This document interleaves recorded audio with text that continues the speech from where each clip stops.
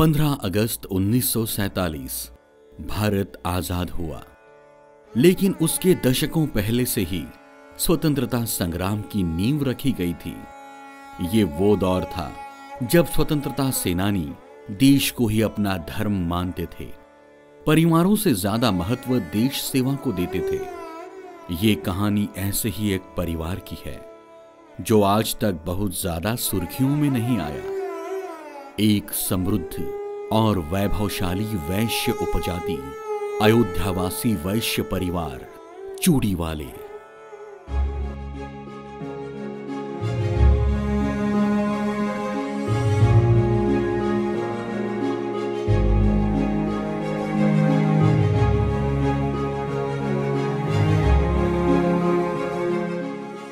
सर्वप्रथम मैं अपने पूर्वजों को शत शत नमन करती हूँ। बुजुर्ग ही एक वट वृक्ष की तरह होते हैं। उनके संरक्षण में, उनकी शीतल छाया में ही हम बच्चे पलते हैं, बढ़ते हैं, बड़े होते हैं और उनसे ही हमको संस्कार मिलते हैं। वो पारिवारिक रीति रिवाज, धर्म, कर्म सारा कुछ नए बच्चों को संस्कार रूप में देते हैं। उनके जो कार्य थे, उनके जो आदर्श थे, उन्होंने क्या किया अपने जीवन में, किस तरह से संघर्ष में जीवन बिताते हुए वो यहाँ तक पहुँचे, जिस ऊंचाई पे पहुँचे, उनके बारे में आज जो नई पीढ़ी है वो बच्चे जानते ही नहीं हैं। नई पीढ़ी क्या, इवन मुझे भी कुछ पता नहीं था। मैं जब आई तो हमारे बड़े जेठ जी और बड़ी जेठानी जी वो अपने पास में मुझे बिठाकर, और कभी परिवार के बारे में जब मैं जिज्ञासा व्यक्त करती थी कि मुझे मेरे सास ससुर जी के बारे में कुछ भी जानकारी नहीं है, मैंने उनके दर्शन भी नहीं किए हैं, तब वो लोग मुझे पूर्वजों के बारे में कुछ ज्ञान देते थे या कुछ उनके बारे में कुछ बताते थे। तो जो कुछ उन्होंने मुझे बताया उसमें से जितना मुझे याद रहा उतना ही मैंने इसमें संकलन कर पाई हूँ, इससे ज़्यादा मैं नहीं कर पाई हूँ। तो मैं ये चाहूँगी कि उनके आदर्श, उनके मूल्य जो हैं, उनके संस्कार नई पीढ़ी तक संचारित होते रहें और ये बच्चे उनके विषय में सारी जानकारी रखें। बच्चों को मालूम हो हमारे दादाजी कौन थे, हमारे परदादाजी कौन थे, हमारे ताऊजी को, तो बच्चों को बच्चे जानते ही नहीं है उस विषय में। एक बार हमारे खुद के पोते ने, जब हम लोग उसको उसके डैडी के ताऊजी से, हमारे जेठ जी से मिलाने के लिए ले गए, उनका क्वेश्चन था कि दादी, डैडी को भी ताऊजी होते हैं क्या? नए आने वाले बच्चे नाम भी नहीं जानते हैं, एक दूसरे से परिचित भी नहीं है। उनका परिचय कराने के लिए, पारिवारिक एकता को एक सूत्र में बांधे रखने के लिए कि परिवार एक सूत्र में बंधा रहे, मेरा उद्देश्य ये बुक लिखने का है कि नए बच्चों तक पूरी पूर्वजों की जानकारी होती रहे कि किस तरह से उन्होंने अपना जीवन जिया, किस तरह से वो स्वतंत्रता सेनानी बने, किस तरह से स्वतंत्रता आंदोलन में अपने आप को उन्होंने न्योछावर किया। बहुत कम उम्र में, हमारे बड़े जेठ जी मात्र 21 वर्ष की उम्र में उन्होंने स्वतंत्रता आंदोलन में भाग लिया था। तो ये सब बहुत गौरव की बात है, हम लोगों के लिए बहुत गर्व का विषय है। तो इस विषय में हमारे बच्चों को जानकारी होना चाहिए, मेरा ये उद्देश्य। उत्तर प्रदेश के फतेहपुर तहसील के अंतर्गत एक छोटा सा गांव था जुनियारगढ़, जहां डोम साव जी अपने परिवार के साथ सकुशल रहते थे। उनके पुत्र श्री कल्लू साव जी के मन में देश प्रेम का भारी जज्बा था, इतना कि परिवार से अधिक देश प्रेम से ओतप्रोत थे। 1857 के अंग्रेजों के खिलाफ उठाव में उन्होंने सक्रिय सहभाग लिया। परिणामवश अंग्रेज शासन द्वारा दिए गए कष्टों का उन्हें सामना करना पड़ा। इस समय तक उनके पुत्र श्री दुर्गा प्रसाद जी का जन्म हो चुका था। अंग्रेजों की आंखों में धूल झोंकते हुए वे इधर उधर भटक रहे थे। छिपते छिपाते वे चुरुहार पहुंचे, जहां श्री दुर्गा प्रसाद जी को अपना उपनाम बदलना पड़ा। तभी से वे चूड़ी वाले उपनाम से देश सेवा के कार्यों में लगे रहे। वे पुनः अपने पैतृक गांव जुनियारगढ़ पहुंच गए। वहां भी उन्हें चैन से रहने नहीं दिया गया और आर्थिक संकट मुंह खोलकर सामने खड़ा रहा। वहां पर श्री दुर्गा प्रसाद जी को प्रथम पुत्र श्री सुखलाल जी, द्वितीय पुत्र श्री शिवलाल जी, 1885 में तृतीय पुत्र रत्न जीवराज जी और 1888 में चतुर्थ पुत्र रत्न शिवराज जी की प्राप्ति हुई। अंग्रेजों के अत्याचारों से बचते हुए आजीविका की खोज में वे जुनियारगढ़ से चल दिए। घोड़े पर सवार होकर दोनों छोटे बच्चों जीवराज जी जो मात्र 6 वर्ष के थे और शिवराज जी केवल 3 वर्ष के थे, उन्हें लेकर आ निकले। 4 माह चलने के बाद वे तत्कालीन पालकवाड़ी पहुंचे, जो आज का वर्धा कहलाता है। जहाँ तक मुझे ज्ञात है या जो मुझे बताया गया, मैं सिर्फ श्री दुर्गा प्रसाद जी चूड़ीवाले उनके विषय में जानती हूँ। हमारे जो पूर्वज हैं उनकी जड़ वही थे, मेन वहाँ से शुरू होता है। और उन्होंने अपने 2 बच्चों को, श्री शिवराज जी और जीवराज जी, जो एक की उम्र 4 साल की थी और एक की उम्र 6 साल की थी, उन दोनों बच्चों को घोड़े में बिठाकर उत्तर प्रदेश से महाराष्ट्र में आए थे और यहाँ पर बहुत संघर्ष करते हुए उन्होंने उन दोनों बच्चों को धीरे धीरे बड़ा किया। वे अथक परिश्रम और ईमानदारी से कार्य करते हुए अपने बच्चों का पालन पोषण करते रहे। बच्चे अभी किशोरावस्था पार भी न कर पाए थे कि ईश्वर ने उनके सिर से पिता का साया छीन लिया। बाद में उनके दोनों पुत्र श्री सुखलाल जी एवं श्री शिवलाल जी भी यहाँ आ बसे। उनके 4 बच्चे थे। आगे का जो परिवार है, तो 2 परिवार के बारे में विस्तृत जानकारी नहीं मिल सकी है, जानकारी का अभाव है मुझे। लेकिन 2 पूर्वज जो हैं हमारे बुजुर्ग, श्री जीवराज जी और श्री शिवराज जी, वो लोग दोनों संयुक्त परिवार था उनका, दोनों भाई लोग साथ में रहते थे। उनके वहाँ से मुझे उनकी जानकारी मिली है। तो बड़े थे श्री जीवराज जी, उनका जीवन बिल्कुल सादगी भरा था, लेकिन प्रखर प्रतिभा के धनी थे वो। शिक्षा दीक्षा, उस समय में शिक्षा का इतना प्रश्न होता था। बताते हैं बड़े लोग कि उन्होंने गुजराती भाषा में पुस्तकें लेकर और उसका ट्रांसलेशन करके फिर इंजीनियरिंग की पढ़ाई की थी। वो इंजीनियर की पोस्ट को बिलोंग करते थे और वर्धा जिनिंग फैक्ट्री में उन्होंने सुपरिंटेंडेंट इंजीनियर के रूप में काम किया था। गांधीवादी विचारधारा के थे, सादा रहन सहन, सादा पहनावा उनका, खादी धोती। समय बीतता गया। तीसरे पुत्र जीवराज जी का प्रथम विवाह फतेहपुर तहसील की ग्रामीण कन्या से हुआ।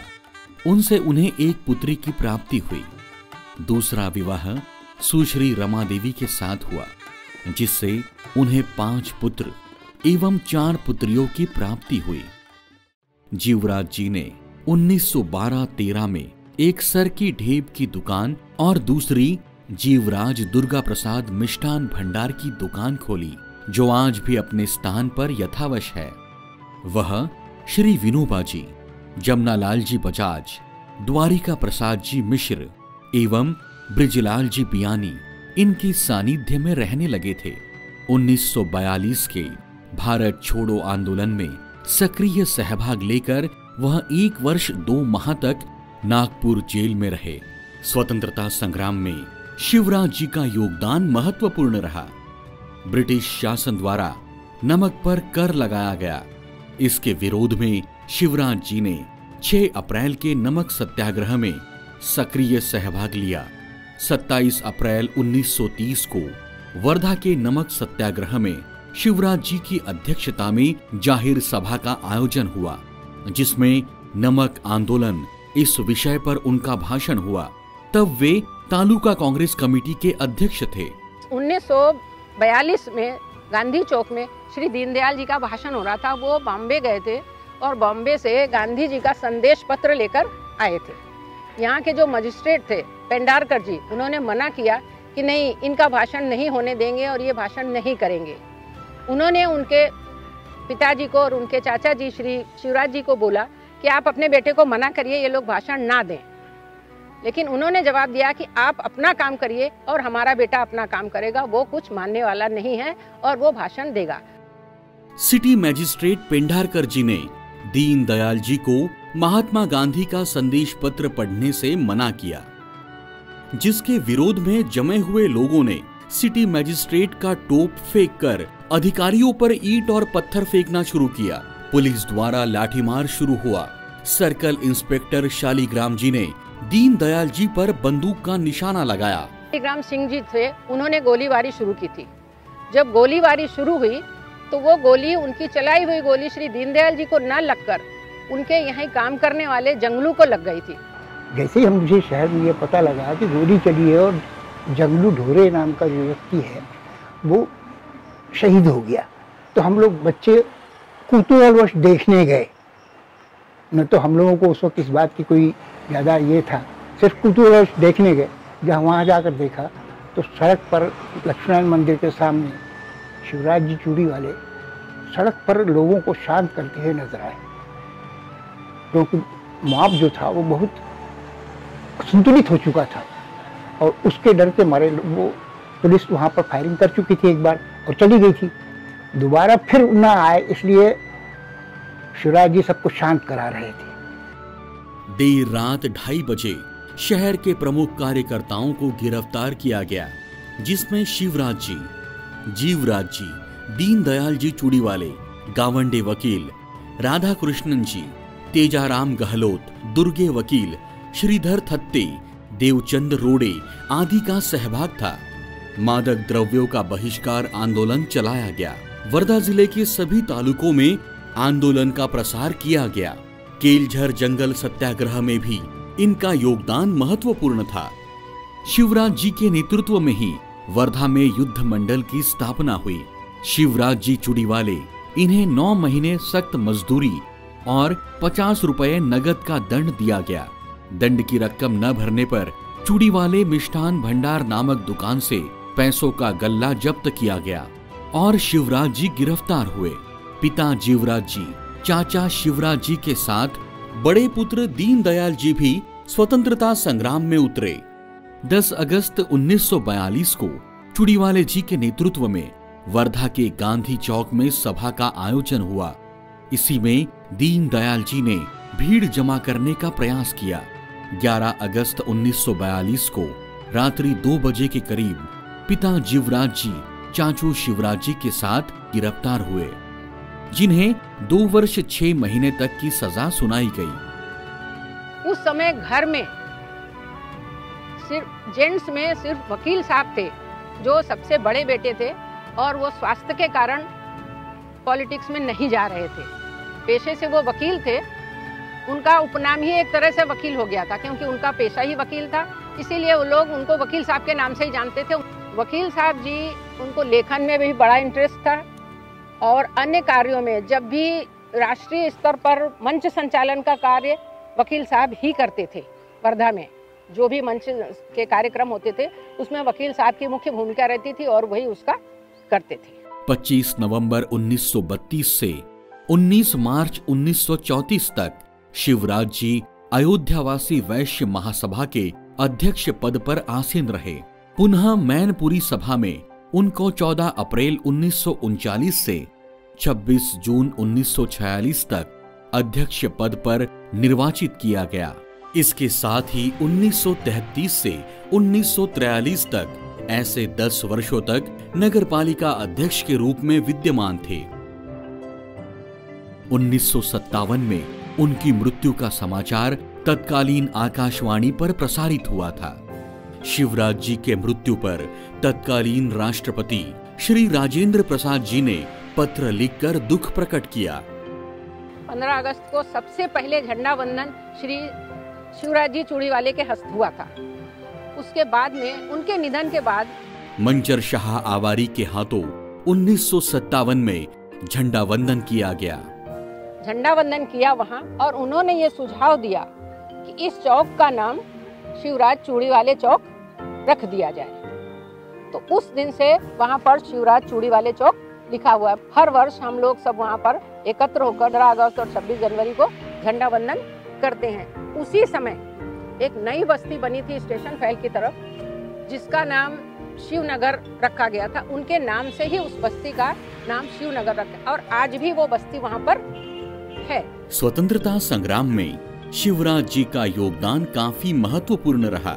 एक कुशल प्रशासक के रूप में गांधीवादी विचारों का समाज में प्रचार कर अन्याय के विरोध में खड़े रहते गए।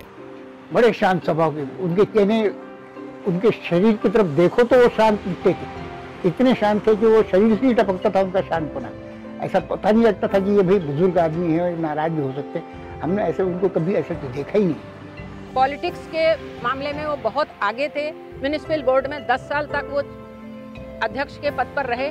उन्होंने बहुत काम किए, स्वतंत्रता से संबंधित उनके बहुत से काम है। जंगल सत्याग्रह में उन्होंने भाग लिया, नमक आंदोलन में भाग लिया, क्विट इंडिया मूवमेंट में भाग लिया। युवा मंच जो युद्ध मंडल स्थापित होते थे वो उनकी अध्यक्षता में होते थे। सामाजिक महासभा के भी वो अध्यक्ष रह चुके हैं और जहाँ भी बैठकें होती थी समाज की, वहाँ वो हर बैठक में जाते थे, भाग लेते थे। उनको बहुत ज़्यादा मान सम्मान मिलता था। उनका जीवन दूसरों के लिए ही था। परिवार में दूसरे बेटे थे श्री दीनानाथ जी चूड़ीवाले। उनको खेल कूद में बहुत रुचि थी। कबड्डी का विशेष शौक था। जहाँ तहाँ कबड्डी की प्रतियोगिताएं होती थी, उसमें हमेशा वो विजेता होते थे। वर्धा में कबड्डी का जो खेल है वो उन्हीं के इससे ज़्यादा प्रचलित हुआ था। और एक्चुअली यही है कि दीनानाथ जी ऐसी जंप मारते थे, जिसको चिर्र घोड़ी बोलते हैं ना, और चिर्र घोड़ी टाइप वो अपना ऐसे उसके पीठ पे हाथ रखते और जंप मार जाते थे और अपनी लाइन क्रॉस कर जाते थे। और पूरी टीम में वो अकेले रहते थे। नगर परिषद के मैदान में दीनानाथ जी बजरंग दल करके एक चलाते थे बच्चों के लिए, युवाओं के लिए। और बजरंग दल की शाखा रोज शाम को लगती थी, हम लोग उसमें जाया करते थे। इसके साथ साथ में उनको राजनीति में भी रुचि थी। स्वजातीय महासभा के वो उपाध्यक्ष रह चुके हैं। वर्धा में अयोध्यावासी वैसे नगर सभा का उन्होंने गठन किया था और बाद में वो महाराष्ट्र प्रांतीय सभा बन गई थी। उनको लेखन कार्य में भी रुचि थी। इस तरह से उनका जीवन जो था वो समाज के प्रति समर्पित था। नगर सेवक के अलावा नगराध्यक्ष वो सभापति थे। हाँ, इसके जल विभाग के सभापति थे। एक कहने पर उन्होंने मेरे घर के सामने नल लगवा दिया, नहीं तो बड़े चक्कर लगाने पड़ते हैं। परिवार में चौथे नंबर के जो बेटे थे वो श्री चंद्रनाथ जी चूड़ीवाले। वो शिक्षक थे इसलिए अनुशासन उनका मेन था। वो बहुत ज़्यादा अनुशासन प्रिय थे। उनको राजनीति में भी इंटरेस्ट था। वो लिखते थे। उनको ज्योतिष शास्त्र का भी ज्ञान था। वो कुंडली वगैरह देखते थे और बनाते भी थे। अयोध्यावासी वैश्य महासभा के उपाध्यक्ष पद पर वो रह चुके हैं। वर्धा में अयोध्यावासी वैश्य नगर सभा का उन्होंने गठन किया था। मध्य प्रांतीय सभा के उपाध्यक्ष और उसके सभापति के पद पर रह चुके हैं। उन्होंने वर्धा में कुछ शीतला माता मंदिर में वो अध्यक्ष पद पर रहे हैं। साईं बाबा मंदिर में कोषाध्यक्ष रह चुके हैं। तो इस तरह से परिवार के सभी लोग करीब सामाजिक कार्यों में हमेशा जुड़े रहते थे। इन लोगों का सामाजिक जीवन बहुत उत्कृष्ट होता था। इनको सामाजिक कार्यों में बहुत। चूड़ीवाले परिवार की छोटी बहू के रूप में स्नेहलता जी ने 1972 में प्रवेश किया। बचपन से ही वे शिक्षा के क्षेत्र में सदैव अग्रणी रही। स्नेहलता जी ने एमए मनोविज्ञान, एमए इतिहास, एमएड तक की शिक्षा ग्रहण की। शिक्षा में वे सदैव स्वर्ण पदक प्राप्त करती रही।